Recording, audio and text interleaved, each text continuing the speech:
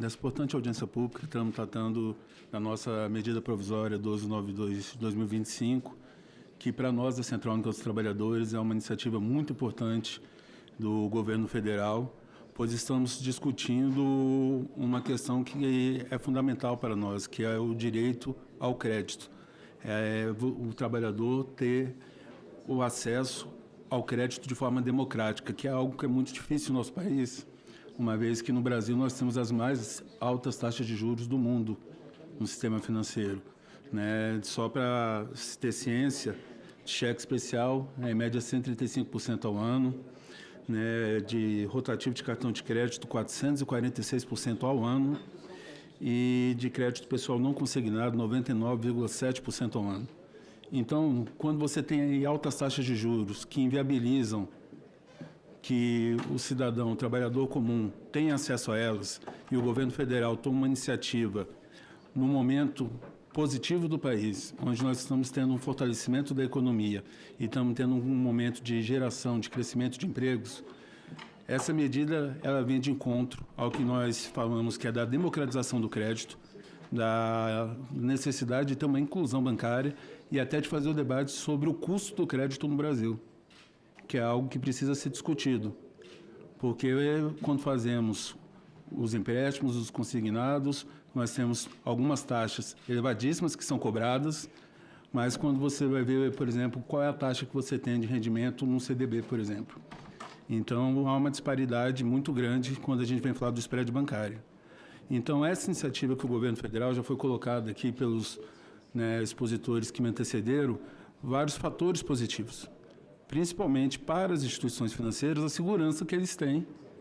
com o sistema que foi criado pelo governo. Só que para nós, a Central Única dos Trabalhadores, embora é muito positiva, porque ajuda principalmente a um conjunto de trabalhadores e trabalhadoras que estavam endividados.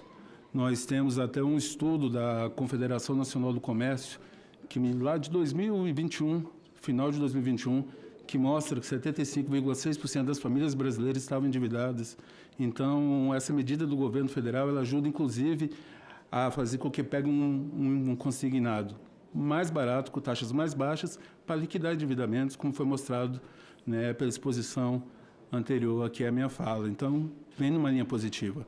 Agora, eu gostaria de aproveitar o momento para apresentar duas preocupações aqui nessa audiência pública. Uma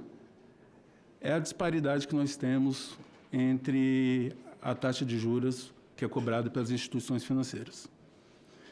Nós temos algumas instituições financeiras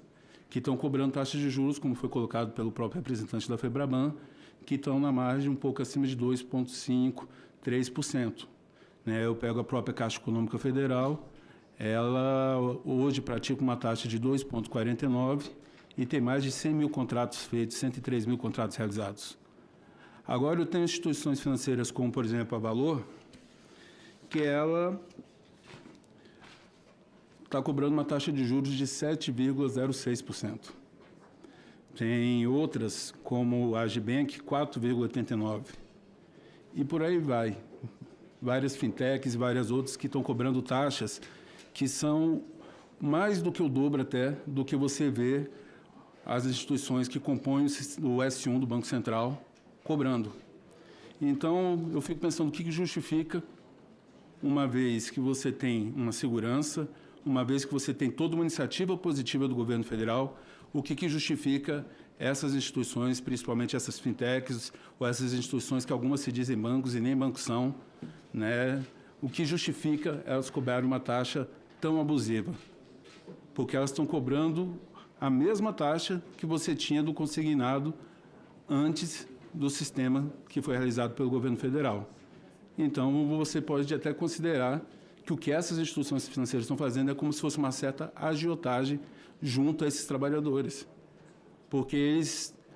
acabam sendo,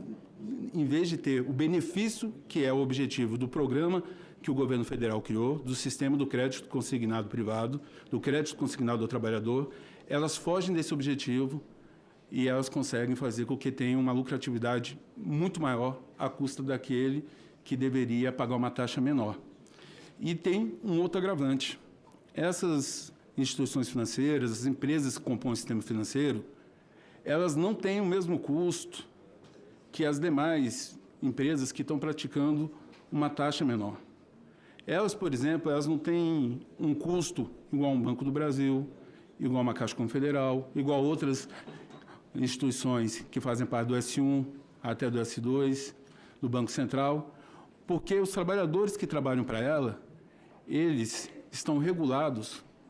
a partir de uma fraude trabalhista, de uma ilicitude, porque eles não fazem parte da categoria bancária, não fazem parte das categorias do sistema financeiro.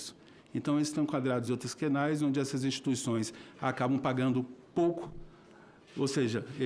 os trabalhadores que trabalham para essas instituições, eles não têm seus direitos regulados, não têm seus direitos garantidos, recebem menos, trabalham mais,